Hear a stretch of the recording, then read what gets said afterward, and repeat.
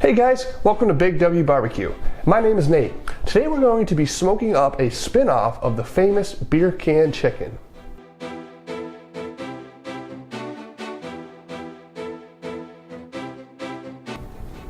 Thanks a lot for joining me today. If this is your first time watching one of my videos, here on this channel you will find recipes as well as tips and tricks that will hopefully help your time out at the barbecue go just a little bit smoother. If you want to stay up to date on the most recent content, please consider subscribing to this channel or liking us on the below social media platforms. I mentioned this in my last video, but I do want to call out Facebook specifically because I'm trying something new there where I'm condensing these videos into 1 to 2 minutes with just the highlighted bullet points. Where this is going to come in handy is for any of you that don't have 10-15 minutes to spend to watch the full video. However, I understand that some people do like to have the full context. So I'm trying to create a couple videos to please both sides of that audience. Like I mentioned, today we're going to be doing a spin-off of the beer can chicken. This was actually a recommendation from ricosspot. He asked if I could cook up a beer can chicken. I'm sure quite a few of you have had this before in the past, as well as I've had it too, but I've never prepared it. So what I wanted to do was do some background research just to make sure that I'm giving you guys good content. When I was doing that, I came across a very interesting article. I'll link it up below in the description. Now, I don't necessarily fully agree with everything he says, but it is very interesting nonetheless. So go check that out if you have some time. In short, he's making an argument against beer can chicken. Now, I'm not going to say that if you are someone who really enjoys this, go right ahead, keep doing that. But I thought it was just kind of interesting, the points that he was making. And some of those points, I won't go through all of them, but a couple of the main highlighted ones are in regards to the way that the chicken cooks. So if you think about this, how a chicken would normally cook is, so you got heat coming from the outside, obviously, as well as through the cavity. So you're getting a nice even cook from both sides of the meat there. So now when you have a beer can in there, what that's doing is it's closing up that cavity so the heat, because it doesn't get in there, right? So what's happening is you don't have quite as good of a cook, right? So it's going to be heating from the outside in. Not that necessarily is a bad thing, just something to keep in mind. So if you're monitoring the meat temperature, you want to make sure that you're closer to the actual bone of the chicken.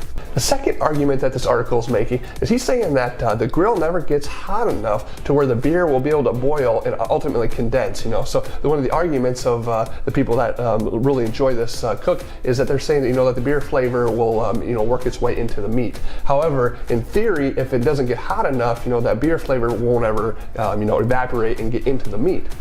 Now, like I said earlier, I'm not saying if you enjoy it that it's wrong or anything like that. You can go and keep doing that. I thought it was interesting nonetheless that I wanted to share with you guys. In today's cook, I'm actually not going to be doing the traditional beer can chicken. Instead, I came across this little gadget here. It's actually called a beer can chicken rack, what it does is it's going to kind of simulate the same formation with the chicken sitting upright, but you still have that opening in the cavity to help give that a good clean cook. Also, throughout this video, I'll give you a couple pointers on where you can incorporate that beer flavor if that's what you want in your chicken.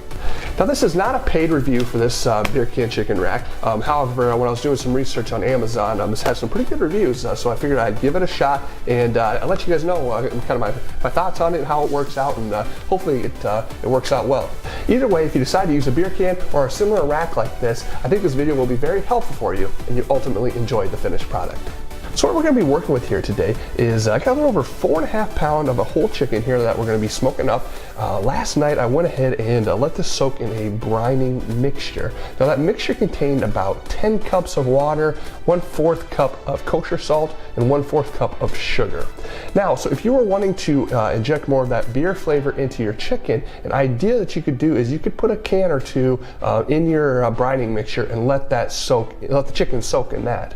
Now I went ahead and let this soak overnight. However, you're probably going to want about anywhere from 6 to 8 hours is ideal, where enough where that chicken meat will soak up that brining mixture. So then this morning here, I went ahead and took it out of the mixture, washed it off in the sink, and patted it dry with paper towels. So now that's where we're sitting at right now, so we're going to keep this pretty simple today. I'm going to be using melted butter as the binding agent, as well as it's going to help give it a nice golden color for the finished product. And then I'm going to go ahead and use my favorite rub here. Use whatever rub that you prefer. Let's go ahead and start preparing this chicken.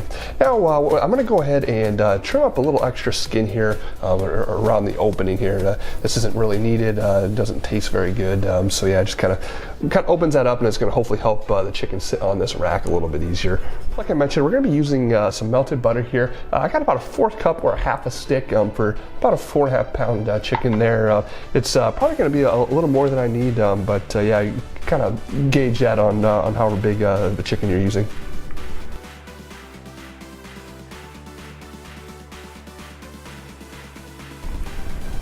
So now we're going to go ahead and add some rub. You can go ahead and use your favorite rub. If you just want to use salt, pepper, if you got a favorite seasoning, go ahead and use that now. I do know that they do make beer can chicken flavoring seasoning. If you have some of that, this will be a great opportunity to use that.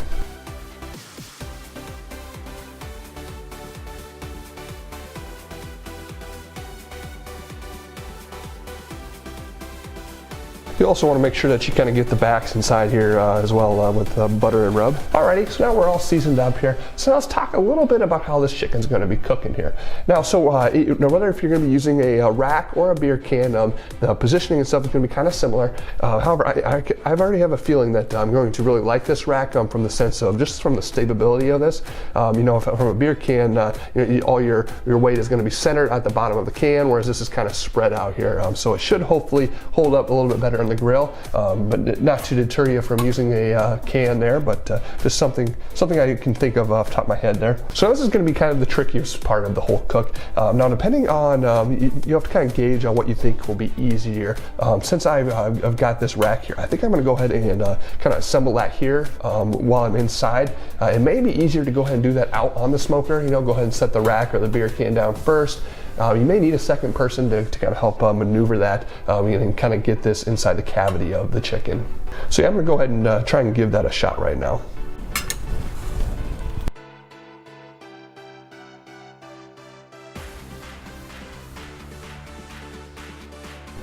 So that went on pretty slick there. We're going to be using the legs of the chicken there as additional support too in both cases of this rack or a beer can. But yeah, so everything's looking pretty good here. I'm going to go ahead and top it off with a little bit more rub, and then we should be ready here for the smoker very shortly. Alrighty, so let's talk a little bit how we're going to be cooking up this chicken. So I'm going to be smoking this out on the Weber Smoky Mountain. You can go ahead and use a charcoal grill or a propane grill as well. Either one works perfectly for this cook here, so don't feel like you have to have a smoker by any means. We're going to go ahead and have a pit temperature of around 275 to 300 degrees. We want it, we don't want it too hot, but we want it hot enough there where we kind of crisp up that skin there, so we avoid that chewiness that can happen if you're too low on the temperature. I'm going to go ahead and throw out a few chunks of apple wood here for this cook, as well as I do want to take a quick second here to mention on when we're checking the temperature of the chicken, if you've got a leave-in probe there, depending on if you're going to be using this rack or if you're going to be using a beer can. If you're going to be using a beer can, like I mentioned earlier with the way that the cooking, since the cooking isn't happening from the inside so much, you want to make sure that probe is pretty close to the bone of the chicken. You don't want to be touching it because that'll throw off your temperature, but you do want to get in there pretty close there just to make sure that you get up to that ideal temperature. Otherwise, go ahead and stick it in the largest part in the middle of the breast. And we're going to be looking for a temperature of around 160, 62 degrees. That's when I'm going to pull it off. And I know once it comes off the cooker there, it's still going to cook a little bit, which will bring it up to that safe zone of 165 degrees. So yeah, that's how we're going to be cooking this chicken here today. I'm also going to be spritzing this with apple juice. Here's another opportunity if you want that beer flavor is instead of using apple juice, go ahead and use beer. And so I'm going to go ahead and spritz that every half hour, 45 minutes. And then I imagine this will probably take about 2 hours or so. But like I mentioned earlier, we're going to be going for that 160-ish temperature range there before we pull it off. And yeah, it should be some good eating. So yeah, let's go ahead and take this out to the grill.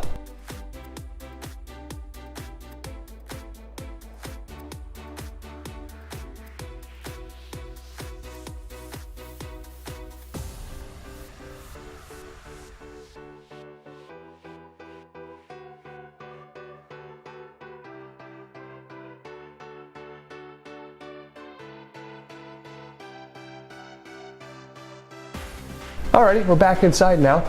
Everything's looking great so far. As you can see here, we've got some very good color on this chicken here. Man, so now this is gonna be part of the trickier part of this whole cook here, and that is removing this chicken from the rack, or if you have a beer can, that's even more tricky to pull off there. And one of the benefits of this particular rack here is it actually has room to add a beer can to it. I didn't do it for this cook, but so that would actually help remove this chicken a little bit easier, because I know that's one of the issues with the traditional cooking method, is getting that beer can out of the chicken, because the skin and the chicken kind of tighten up around that can, and so sometimes it can be a little bit tricky. There's hot liquid in it, and so it can be a dangerous situation, but if you're careful with it, everything should be fine there. So yeah, let's see how easy this chicken comes off this rack.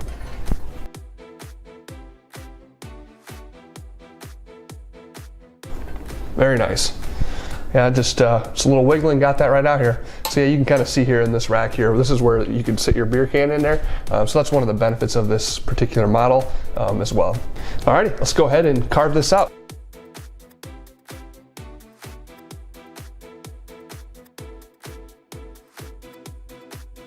Got half of the breast removed from the chicken here, and you can see there's a lot of moisture left here, and yeah, I can't wait to try this here.